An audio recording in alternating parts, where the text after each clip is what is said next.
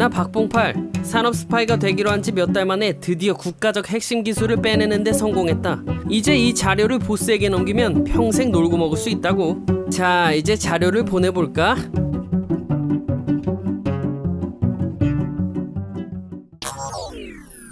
안녕하십니까, 봉팔씨. 보내주신 자료 잘 확인했습니다. 확실히 국가적 핵심 과학기술이라고 할 만하군요. 정말 기대 이상으로 잘해주었습니다. 이제 봉팔씨가 착용했던 저희 연구와 기술력의 결정체 스파이 스마트 렌즈만 돌려보내주시면 약속된 금액 바로 전달드리도록 하겠습니다. 잘 포장해서 우체국 착불로 보내주시면 감사하겠습니다. 예? 그거 버렸는데요? What? 그게 무슨 소리입니까? 버렸다니요? 하루 종일 끼고 있었더니 눈이 뻑뻑해서 연구소에서 나오자마자 버렸습니다. 제가 눈이 맑고 연약하거든요. 아이, 기린이? 그걸 버렸다고요? 우리 조직 모두가 힘을 합쳐 수십 년을 연구해 이룩해낸 기술력의 결정체이죠. 세계에서 단 하나뿐인 스파이 스마트 렌즈를 말입니까? 아, 그렇게 소중한 것인 줄은... 봉팔씨, 약속된 금액은 드릴 수 없겠습니다. 이번 일로 봉팔씨가 끼친 피해가 너무 큽니다. 당장이라도 당신을 혼쭐내고 싶지만 스파이로서 재능이 아까워 기회를 드리겠습니다. 앞으로 3번의 스파이 활동으로 더 많은 연구기관의 핵심 기술을 훔쳐오십시오. 딱 3번만 성공하면 약속된 금액과 자유를 약속합니다. 아, 알겠습니다.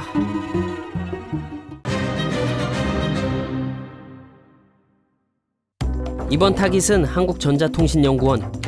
4차 산업시대를 선도하고 있는 인공지능 기술의 핵심 분야인 딥러닝에는 매우 빠른 연산 시스템이 필요하다. 한국전자통신연구원이 국내 순수 기술력으로 세계 최고 수준의 인공지능 반도체를 개발했다는 소식과 또 인공지능의 결정체 완전 자율주행 차량 개발에도 박차를 가하고 있다는 소식이 있는데, 오늘도 과학기술 소개 컨텐츠 지금 우리 과학은 제작 PD로 위장하여 핵심 기술을 캐내기로 했다. 비록 큰 실수를 저질렀지만 지난번처럼 완벽하게 해내는 거야.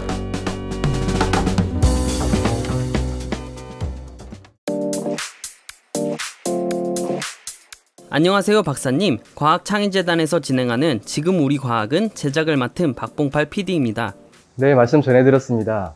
저희 완전 자율주행 차량인 오토비 컨텐츠 촬영하러 오셨다고요. 예, 저는 오토비를 담당하고 있는 한국전자통신연구원 자율주행진흥연구실장 민경욱입니다. 저희 한국전자통신연구원에서는 아주 오랫동안 자율주행 기술을 연구를 해왔습니다. 그래서 기본적으로 자율주행은 인공지능 소프트웨어로 동작을 하기 때문에 저희들이 약 5년 전부터 굉장히 많은 자율주행용 인공지능 학습 데이터를 구축을 해서 저희들이 기능을 개발하고 테스트를 해서 지금 수준까지 와서 현재 오토비가 운행이 되고 있습니다. 박사님, 그럼 이것이 오토비인가요? 예, 이 차량은 오토비 차량이 아닙니다. 오토비가 서비스를 할 수 있을 만큼 어떤 탄생하기 이전에 저희들이 보시는 이런 차량으로 한 5, 6년 정도 저희들이 인공지능 기반의 자율주행 소프트웨어를 개발을 하고 일반 공로에서 테스트를 한 차량이고, 그러한 어떤 기술이 축적이 되어서 현재 오토비가 서비스 운행되고 있다고 보시면 되겠습니다. 대덕 연구단지를 한 일주일에 한 3일 이상 돌고 있거든요. 테스트 목적으로. 그렇게 활용되고 있는 자율주행 차량입니다. 그리고 이 차량은 일반 차량을 개조를 했기 때문에 저희들이 면허를 60km까지 받았습니다. 그래서 도심 환경에서 60km까지 법적으로 달리는 데 문제가 없습니다. 네, 자, 그럼 이제 오토비를 만나러 가실까요? 네, 여기가 바로 오토비 게라지 존입니다. 여기 게라지 존에서는 오토비를 충전을 하고요. 차량에 문제가 있는지 없는지 정비를 수행을 하고 있습니다.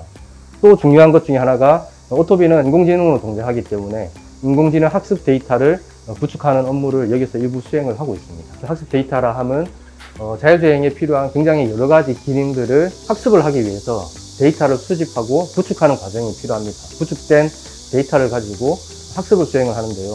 그 지금 데이터를 구축하는 과정에 대해서 말씀을 드리겠습니다.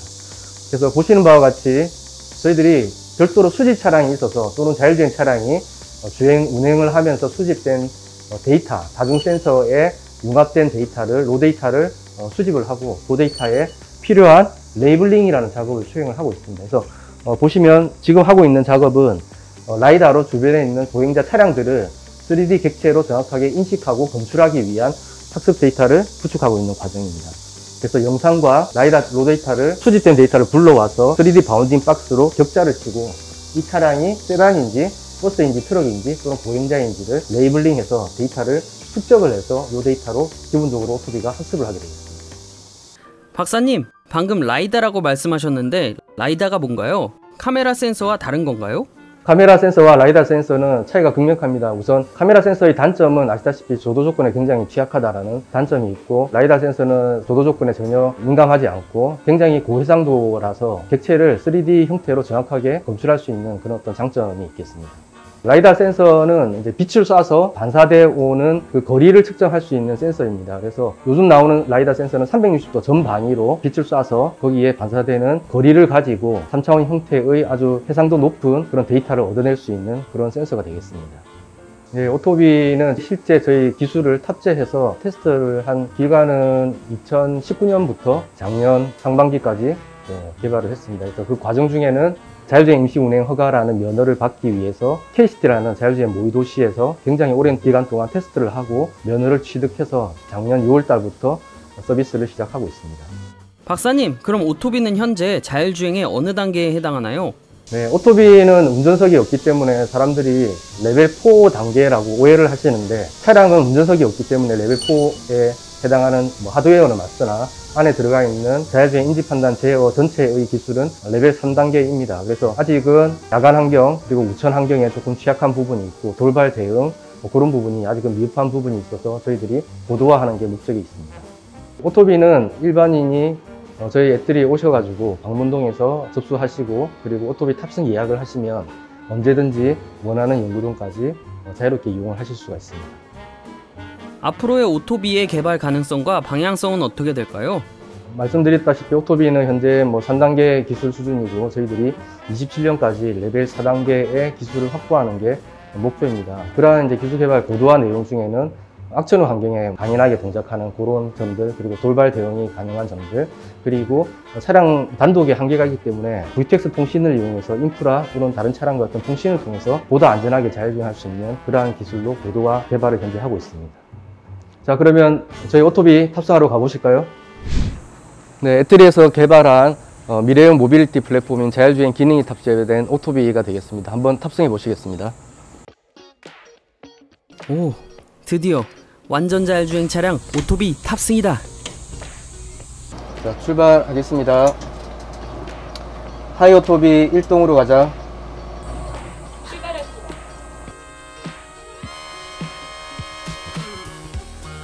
보시는 저희 오토비는 보시다시피 운전석이 없는, 즉 엑셀 핸들 브레이크가 없는 미래형 모빌리티 플랫폼이 되겠습니다. 그래서 이런 차량을 중소기업에서 제작을 했고, 저희 애트리에서는 자율주행 인공지능 소프트웨어 기술을 탑재를 했고, 인공지능으로 음성 대화 인터페이스 기능을 통합을 해서 지금 애트리 원내에 동간 방문객 대상으로 이동의 편의를 제공하고자 서비스를 하고 있습니다. 오토비는 엑셀 핸들 브레이크가 없기 때문에 저희들이 음성 대화 인터페이스로 목적지를 설정하고, 그리고 출발, 정지의 명령을 수행할 수가 있습니다. 그래서 보시는 화면이 자율주행과 관련된 기술에 대한 화면이라고 보시면 됩니다. 먼저 인식 화면입니다. 그래서 다중 센서인 라이다 6개, 카메라 2개의 센서를 융합을 해서 보시는 화면이 동작을 하고 있습니다. 가장 기본적으로는 카메라 센서를 이용해서 오른쪽 상단에 있는 시멘틱 세그멘테이션 인공지능 기법이라고 주변에 있는 차선과 마커를 검출하고 있습니다. 그리고 라이다 센서를 이용해서 주변에 있는 차량과 그리고 보행자를 보시는 3D 바운딩 박스로 정확하게 검출하고 추적해서 충돌을 방지하는 데 활용이 되고 있습니다. 이게 이제 인식 시스템에 대한 역할이고요. 판단 화면에서는 인식의 결과를 받아서 지금 현재 1동에서 3동으로 가는 목적지를 설정을 했고, 보시는 바와 같이 3동으로 가기 위한 로컬 경로라고, 지역 경로라고 경로를 실시간 생성을 하고 있습니다. 실시간 생성된 경로에는 주변의 차량이나 보행자의 충돌을 방지하기 위해서 주변에 이제 충돌에 대한 예측, 평가를 수행을 하고 있고, 목적지까지 안전하게 갈 수 있도록 종행 제어를 수행을 하고 있습니다. 그리고 주변에 보시는 과속 방지턱이라든지 횡단보도 모든 것들이 다 인식이 되기 때문에 과속 방지턱을 서행을 해서 넘어간다든지, 앞에 보행자가 있으면 정지한다든지 그런 식으로 자율주행에 대응을 하고 있습니다. 보시는 오토비는 이제 운전석이 없다 보니 최고 속도가 제한이 있습니다. 그래서 기본적으로 이렇게 자율주행이 되려면 자율주행 임시 운행 허가라는 면허를 취득을 해야 되는데, 국토교통부 산하의 자동차 안전공단에서 저희들이 면허를 취득을 했고, 보시는 캠퍼스 환경 그리고 일반 공로에서도 자율주행이 법적으로 가능합니다.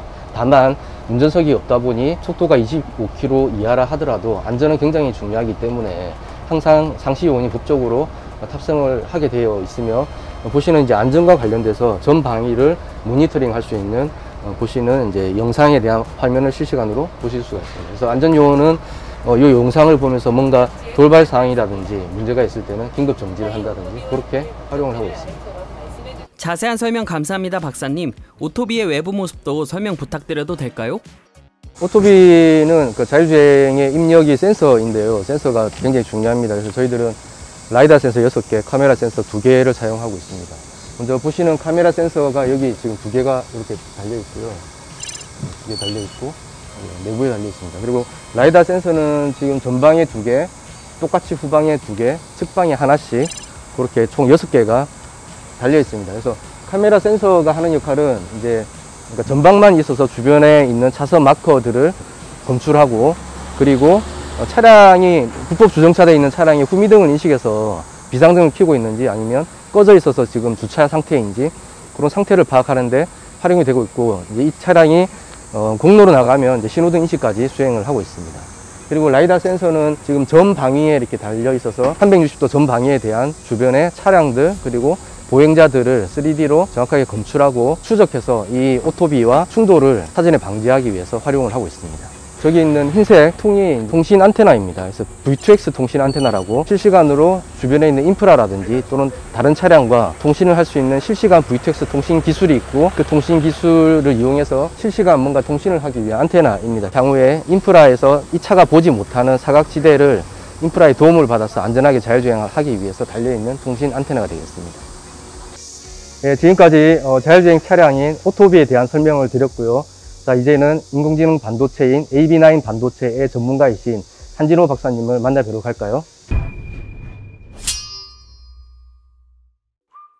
안녕하세요. AB9 AI 반도체를 소개할 한국전자통신연구원의 한진호 책임연구원입니다. 여기는 이제 저희가 개발한 AB9이라는 AI 반도체를 기능 테스트를 해서 정상 동작하지 않는 거와 정상 동작하는 반도체를 이제 구분하는 실험도 하고, 뒤에서는 이제 정상 동작하는 AI 반도체를 구분을 한 다음에 그거를 이제 저희가 정밀한 테스트를 하려면 이제 MPU 보드라는 보드에다가 이제 반도체를 실장해 가지고 추가 실험을 하게 됩니다. 그래서 뒤에서는 이제 보드에 관련된 실험을 하고 계시고, 지금 앞에 분은 이제 반도체 자체의 특성 실험을 하고 계신 상황입니다. AB9이라는 거는 이제 AI 반도체 일종인데요. AI 반도체는 인공지능 알고리즘을 빠르게 가속할 수 있는 전용 반도체입니다.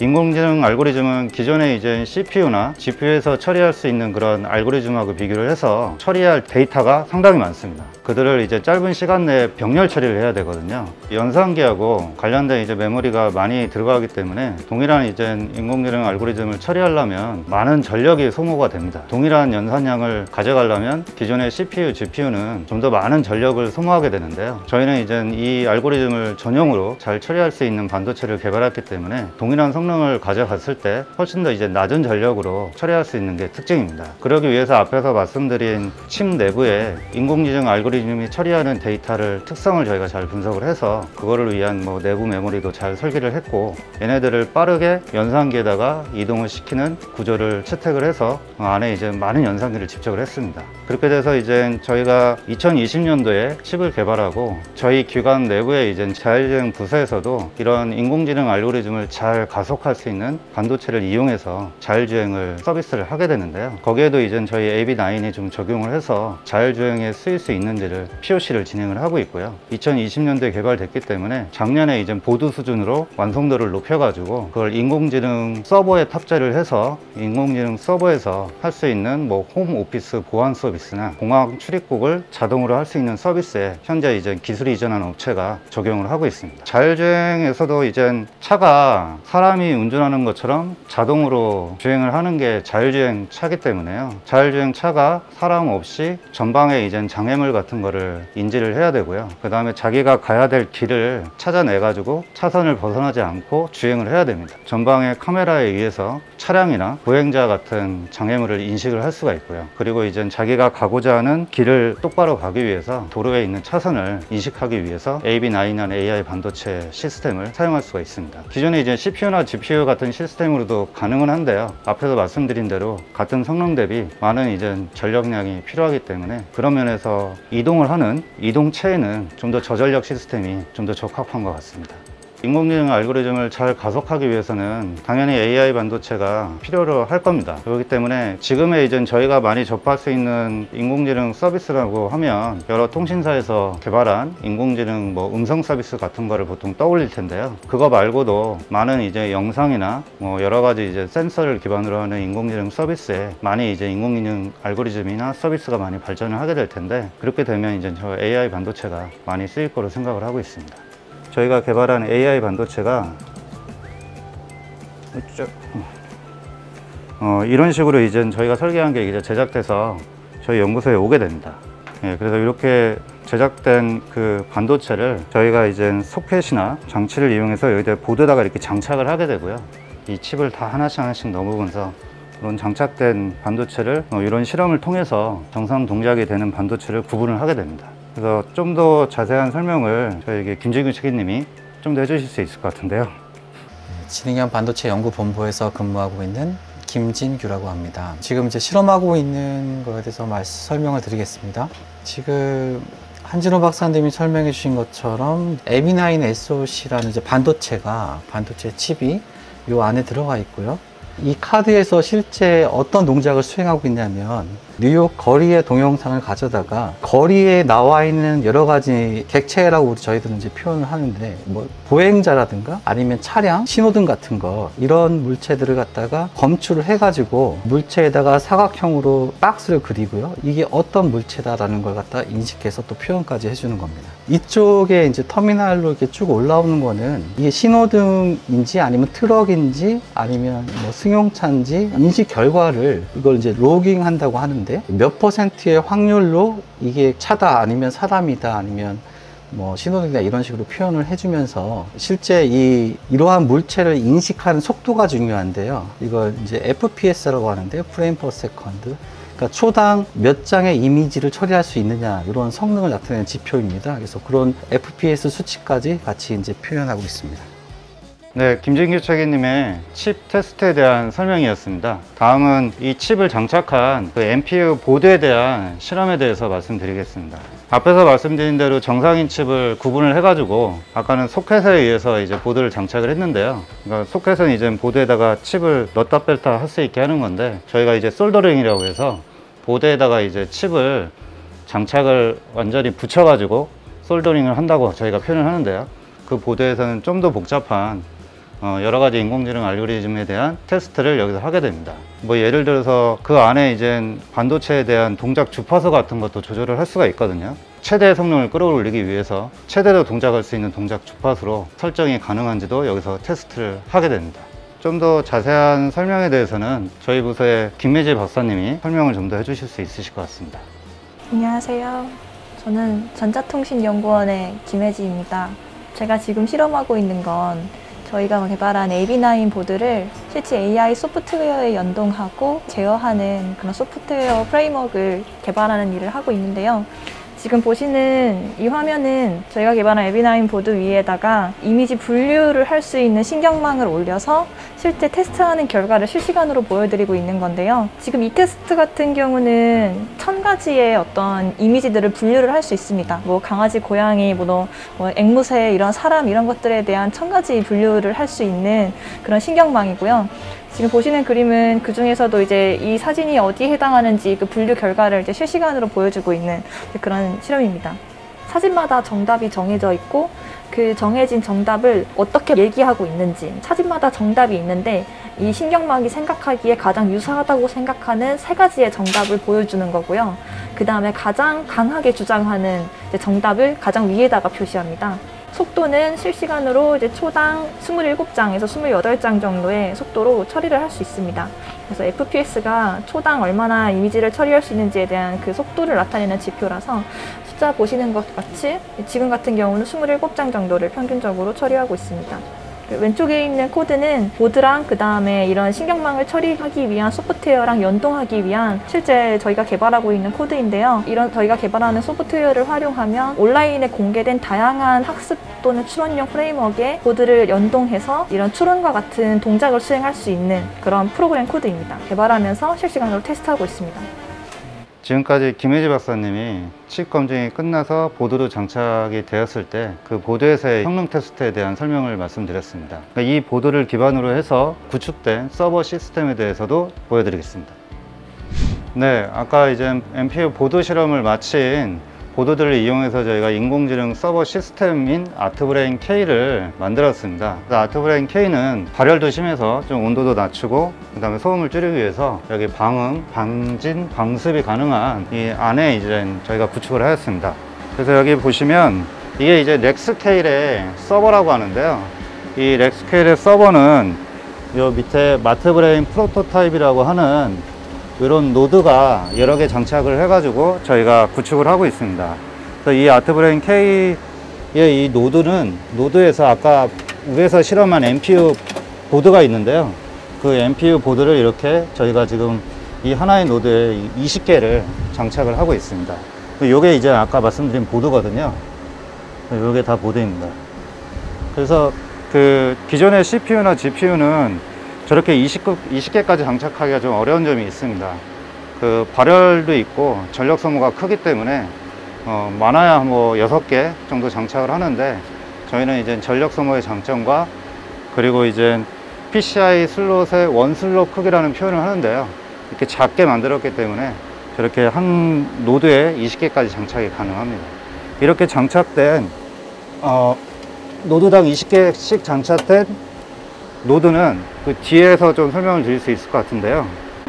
이렇게 최대 8개의 노드를 장착을 해가지고 아트브레인 K를 만들고 있습니다. 그래서 아까 노드 하나당 20개씩 장착을 했는데요. 그게 8개니까 총 160개의 MPU 보드가 장착이 되어 있습니다. 그래서 이렇게 MPU가 160개가 장착이 되어 있으니까, 그리고 아까 처음에 말씀드린 대로 하나당 40테라플롭스거든요. 그래서 이제 4.8 펜타플롭스 정도의 높은 연산 성능을 가지게 됩니다. 그래서 이 높은 연산 성능을 이용해 가지고 수많은 이제 인공지능 서비스를 여기에서 빠르게 처리를 할 수가 있습니다. 네, 지금 보시는 거는 저희가 구축한 인공지능 서버인 아트브레인 K의 연산 성능을 비교하는 건데요. 태블릿이 앞에 2개가 있습니다. 왼쪽은 이제 태블릿 내에서 물체 인식을 위한 알고리즘을 돌리고 있고, 오른쪽은 태블릿에서 단순하게 영상만 찍고 있고요. 그 찍은 영상을 아트브레인 K에 보내가지고 인식된 결과를 받아가지고 디스플레이만 하고 있습니다. 즉 오른쪽은 이제 아트브레인 K라는 인공지능 서버에서 처리를 하고 있고, 왼쪽은 이제 태블릿 내에서 인공지능 알고리즘을 처리를 하고 있는 건데요. 이게 비교를 해보시면 훨씬 빠르신 걸 알 수가 있습니다. 그래서 왼쪽에서는 이제 태블릿 내에서만 하니까 그 연산 성능의 차이로 느리게 되고, 오른쪽은 이제 아트브레인 K에서 빠르게 인식 결과를 받아가지고 디스플레이를 하는 모습을 볼 수 있습니다. 뒤에서 이제 이 태블릿을 단순하게 하나만 처리하는 게 아니라 한 12개 정도 동시에 처리하는 걸 시연을 보여드릴 수가 있습니다. 네, 지금까지 이제 아트브레인 K라는 서버가 장착된 서버 룸에 대해서 말씀을 드렸고요. 이 서버를 이용한 서비스에 대해서 저희 부서의 여진구 실장님이 설명을 더 드리겠습니다. 네, 안녕하십니까. 이쪽으로 오시면 저희 그 서버를 이용해서 서비스를 이제 제공해주는 간단한 예제를 좀 보여드리도록 하겠습니다. 여기 보시면 벽에 이제 부착되어 있는 태블릿들이 실제로 이제 그 사용자들이 사용하는 어떤 환경이라고 보시면 됩니다. 이 태블릿들에서 네트워크를 통해서 저희 서버에다가 연결해서 영상을 보내주게 되면 그 서버에서는 영상 인식 결과를 열심히 계산해서 저희 이제 다시 이 태블릿으로 보내주게 됩니다. 그러면 이렇게 보시는 것처럼 결과를 화면으로 보여줘서 영상 인식이라든지 음성 인식이라든지 다양한 인공지능 서비스를 제공받을 수 있게 되는 겁니다. 여기서 이렇게 다양한 많은 수의 클라이언트들이 서버에 접속해서 원활하게 서비스 받고 있는 것을 보여드리고 있는 것입니다. 예, 그리고 여기 보시면 앞에서 이제 서버랑 연결해서 서비스 받는 거하고 다르게 여기서는 시스템에서 직접 AB9을 이제 탑재를 해서 영상 인식, 뭐 이런 여러 가지 인공지능 서비스를 받는 이제 시연을 보여드리고 있는 건데요. 여기서는 아까 보신 것처럼 욜로라는 알고리즘, 그 객체 인식하는 알고리즘을 AB9 저희 보드를 설치해서 직접 이렇게 원활하게 잘 돌아가는 걸 보여드리고 있는 거고요. 똑같은 보드인데 오른쪽에 보시면 여기는 이미지 세그멘테이션 하는 알고리즘입니다. 그래서 이제 도로면이 뭐가 있는지, 차선이 어떻게 되어 있는지 이렇게 면에 대해서 이미지를 이제 분할해주는 알고리즘을 같은 보드에서 처리해주고 있는 걸 보여드리고 있고요. 그래서 저희가 이제 이렇게 이 알고리즘들을 가지고 애트리 안에서 개발한 자율차에 실제로 적용을 해서 찍은 동영상입니다. 이렇게 세그멘테이션 알고리즘이 잘 돌아서 다른 알고리즘하고 융합해서 자율차가 잘 돌아가고 있는 것을 보여드렸고요. 이렇게 저희가 지금 AB9을 활용한 인공지능 시스템들을 보여드렸습니다. 이어서 한진호 목사님께서 마무리해 주시겠습니다. 네, 지금까지 저희가 개발한 AI 반도체인 AB9과 자율주행 차량인 오토비에 대해서 소개를 시켜드렸습니다. 유익한 시간이 되셨나요? 네, 정말 뜻깊고 유익한 시간이었습니다. 시청자들도 매우 좋아할 것 같습니다. 영상은 저희 유튜브 채널 사이언스 프렌즈에 업로드될 예정이니까요. 기대해주세요. 그럼 이만 마치도록 하겠습니다. 수고 많으셨습니다, 박사님. 네, 안녕하세요.